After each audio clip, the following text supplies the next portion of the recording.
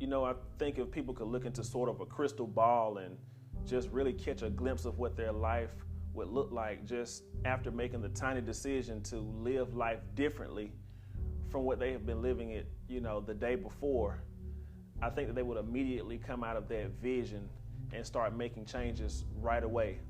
Because what you would probably see is a life or a lifestyle that is much more attractive than the current one. But that's the easy part, right? It's easy to make the necessary change in order to get what you just saw in that vision. It does not take much faith to start driving in a direction that already has a known destination, but that's not how it works. You're gonna have to make the conscious decision to leave easy street and start to travel down a path of prosperity, a path of success. You're gonna have to leave that overcrowded, beaten path of mediocrity and average. You're gonna have to travel down another street. And what exactly is on that unfamiliar street? Number one, the first thing you're gonna see is new people. These are people that walk with a different spirit. They march by a different beat. They move with a different purpose. And these are gonna be the type of people that they're gonna have the same mindset as you are. They're gonna be on different levels in their walk. They're gonna be much different from the people on the other street. There's no difference in the person, really. It's just a difference in the decisions that these people have made versus the rest of society to start taking a different path to success and greatness. The second thing you're gonna find out is that there are new rules when traveling down this street. And this is a thing where, or the point where most people fail, and they usually fall back to their level of thinking, is because they fail to accept and grasp the fact that there are new rules and that this is not that. You cannot bring the old rules into the new house or the new environment. And you're gonna have to learn these rules, adapt these rules, take in the information, and find people that are smarter than you that can actually educate you and train you. I'm a firm believer in that everybody should have someone that they're always chasing and that they're modeling themselves to be after. So, they're gonna be the rules are just gonna be a lot different than they were on the last street. And that's one thing that you have to grasp. Number three, you're gonna notice that there is a lot of space. There's a lot of openness in this street versus the other street, Easy Street. On this path, it's gonna be a lot different. And this is why in the very beginning, you may feel a little bit alone, or you may feel like you're by yourself when you're on this walk. And really, it's just all perception. It's all in your mind, because there are actually a lot of people on this street. But the difference is that you've come from an overcrowded street that is comparable or similar to being in Times Square at noon versus being on an interstate at 2 o'clock in the morning. Yeah, there's traffic there, and there may be a lot of it, but it's going to be nowhere near as crowded as the heart of Times Square in the middle of the day. So it is a lot of people there, but it's just not as many. So you have to link up and join people that are like-minded like you. And here's another thing. Usually it's the people on Easy Street that are providing us a level of comfort and a level of financial stability for the few that are on the path to prosperity. And that example stretches from nation to nation all over the world, because most people are not willing to make the decision to change their life and do what it takes to be successful. So it seems like success can be a lonely road at this point. The fourth thing is what I like to call is destination unknown.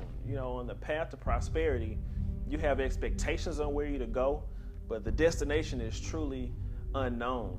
And this is exactly where society has failed us, because from a child, you're taught the end result based on your actions.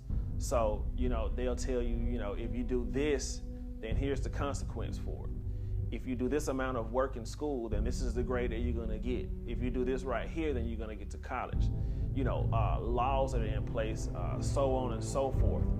So subconsciously, you have to see the end result before you can deem it secure. And you place security only by your vision of being able to see the end result before you actually engage and commit to a thing. It's just like I said earlier, it's much easier to make a decision if you could look at your life in a crystal ball and see what the end result would be. You would then come back out of that vision and commit to it, because you've been taught to commit to a thing based on the end result. Well, that's a very dangerous thought process, because that thought process will actually take a battleground stance against its very own master, yourself. So, you got these two groups in society, and the first group operates out of certainty, and the next group operates out of uncertainty and the unknown.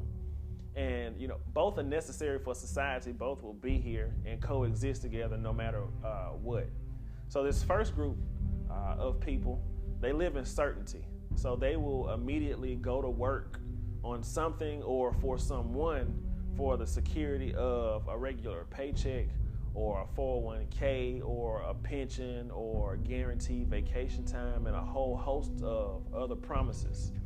Then there's this other group, the group that steps out on faith to go after a dream or follow their passion, to make their goals their mission. These are the people that absolutely change the world. You know what? There's no certainty anywhere around them. Only the expectations that they have on themselves and that they put upon what they're actually doing.